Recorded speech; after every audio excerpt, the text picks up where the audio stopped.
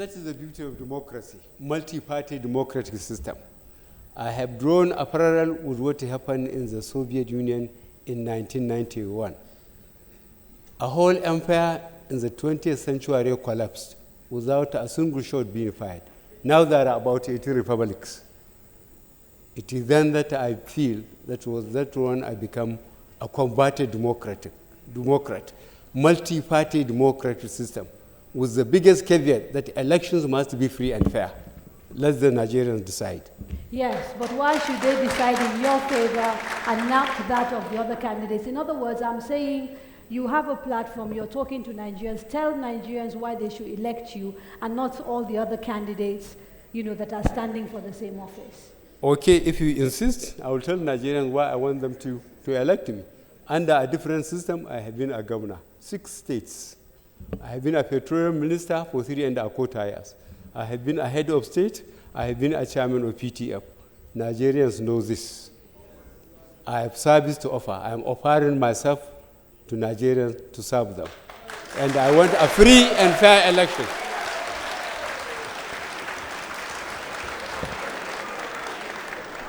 Madam Nuri Babu, why should Nigerians elect you and not General Muhammadu Buhari or Malam Ibrahim Shekarau or even President Goodluck Jonathan? Yes, because today I stand as the symbol of change. I am the representation of the aspiration of Nigerians today. I am a young person. I am a young man. I belong to the age of leaders who are doing well in the world today. And that is where it matters. I have been in government and I have the experience in the last 25 years. Others have been in retirement in the last 25 years.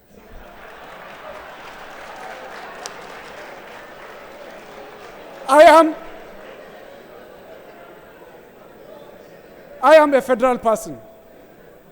I have experience at the federal government level and at the international level. I am not a state person. My experience is not limited to small state. I have acquired experience at the federal government level that can confront the problems confronting us today. Today, I am a modern person. I know how things are done. I am a reflection of the aspiration of the young men and young women in this country today. I'm afraid I'm going to have to stop you. Above all, I have the vision, vitality, Malam energy. Mubadu, please respect the rules you signed up for, please. Thank you. Malam Shekara. Thank you very much. Yes. There is a global scientific law, and of course, as a mathematics teacher, I should know this better, that says you move from known to discover the unknown. I have governed a state for 8 years. I've been in government. Before I came over to be the governor of Kano State, I have been in the state service for 25 years, 7 of which was a permanent secretary, 3 of which the permanent secretary at the heart of government operation as the state permanent secretary in charge of administration, finance, and general services. Now, talking of Nigeria generally, I have governed a group between 1988 and 1992. For 2 consecutive terms, for 4 years, I led all Nigeria Confederation of Principals of Secondary Schools in Nigeria. I was the national president. And this is a collection of trained, respected professionals. There is hardly any association, apart from my mother association of the NUT. The Principals Conference is about the only conference where you will find 99.9% university graduates. And I led them. Today there are over 7,000. Thank you very much. And I've interacted with them. Thank you very much.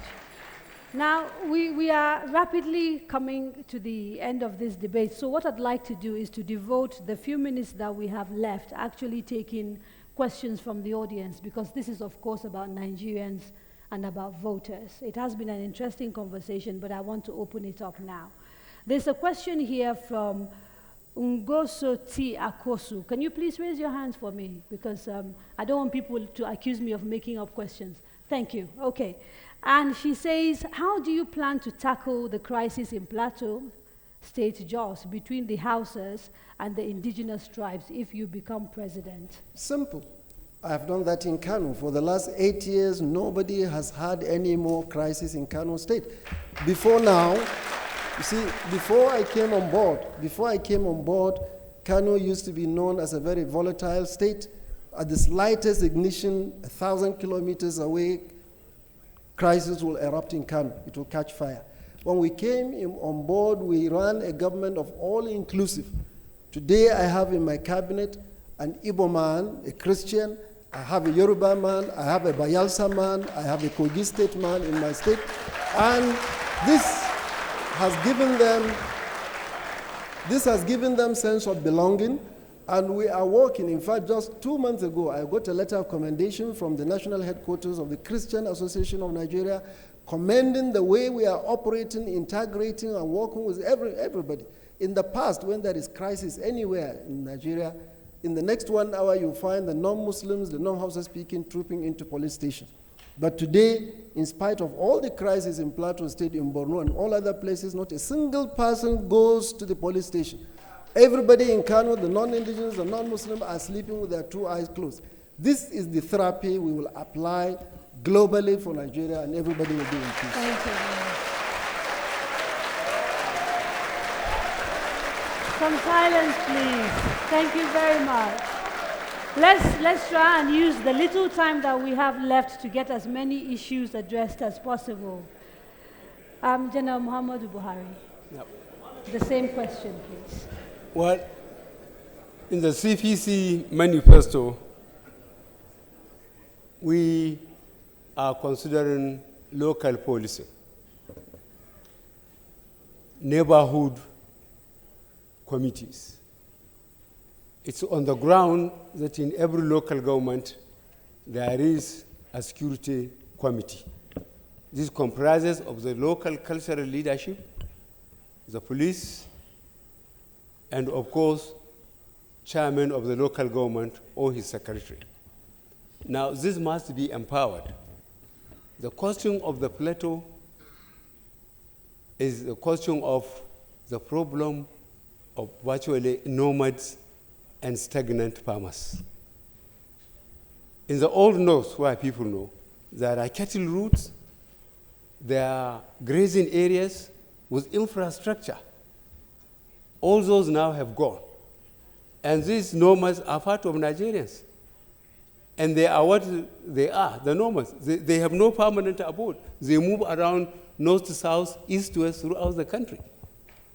So it is good to make sure that the old policing is done. Thank you and that will bring much, peace. Muhammadu Buhari. Thank you. Malam Nuribadi. The problem of Plateau, and like so many other places, I believe it's not about police. It's not just about tanks or bullets or guns that you need to bring in. It's about working on bringing justice in this country. The road to peace is through justice. Government has to pay attention to that. 2, we have to pay attention to the economy. Ability for us to provide the basics for our people will be the fastest way, the smartest way, the surest way to solve these problems that we are talking about. Unless we address it. Take, for example, we continue to hear Boko Haram.